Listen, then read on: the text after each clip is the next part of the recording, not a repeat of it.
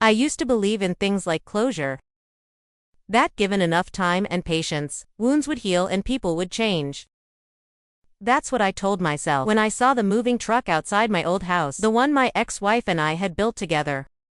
She stood there laughing with her new husband, tall, broad-shouldered, the kind of man who puffed out his chest when he spoke.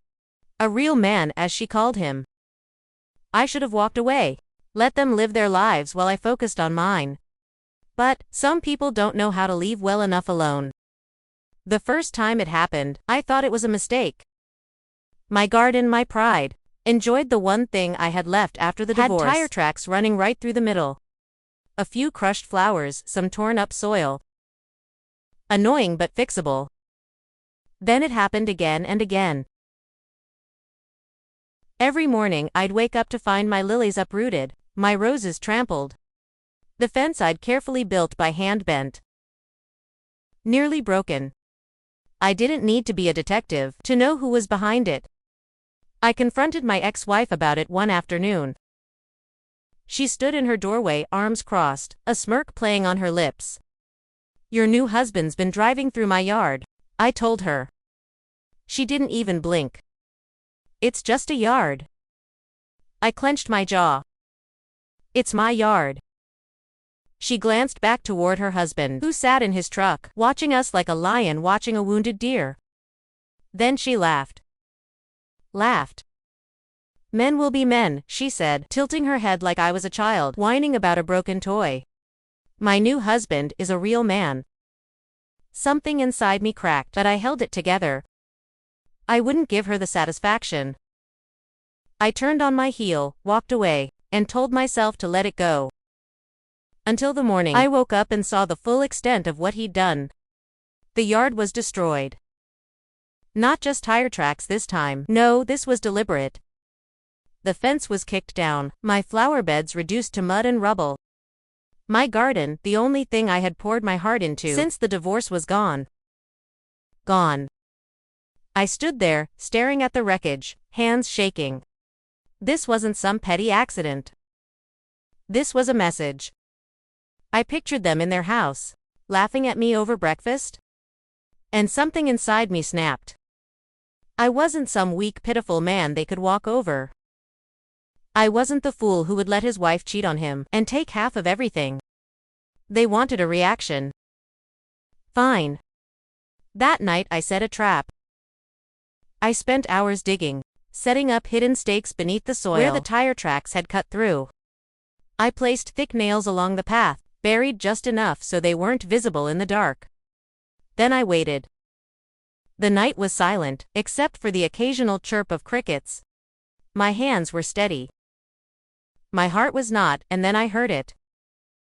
The deep rumble of an engine. The headlights cut through the darkness, creeping closer, closer. The truck rolled into my yard just like it always did. Only this time things would be different. A sudden sharp pop echoed through the air, followed by another.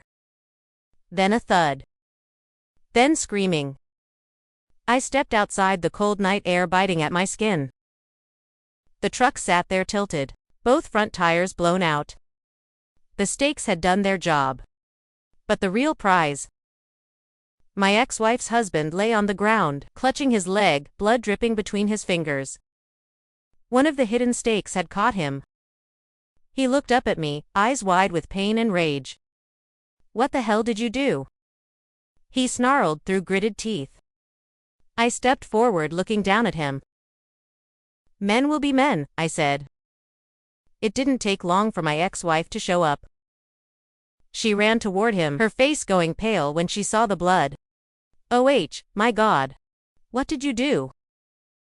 She shrieked at me, eyes wild with fury. I folded my arms. He got exactly what he deserved.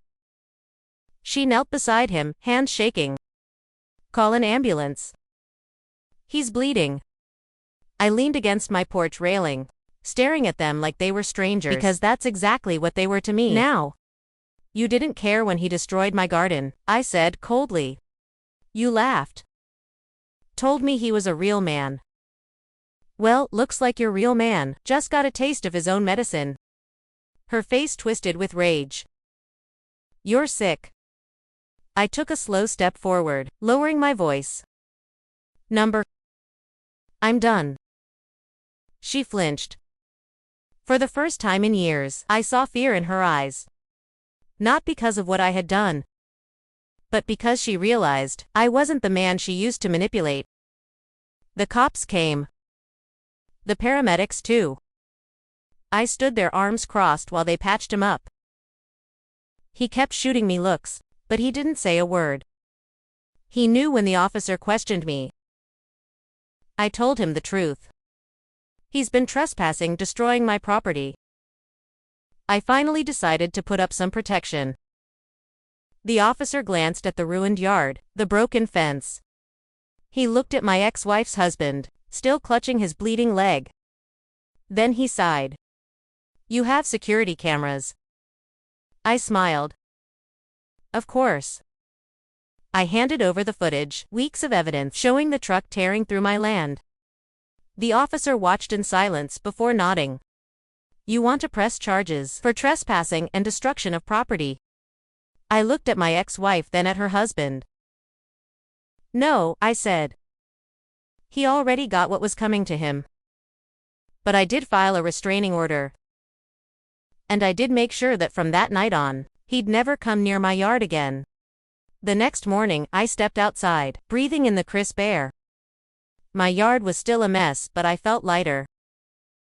The first thing I did, I rebuilt my fence. Not just repaired it. Made it stronger. Taller. Impenetrable. A week later, I heard that my ex-wife and her husband had moved. Rumor was he never fully recovered from the injury. Good. I didn't need revenge. Didn't need to stoop to their level. I just needed my peace. And as I knelt in the dirt, planting new flowers in my freshly rebuilt garden, I finally had it. Men will be men, huh?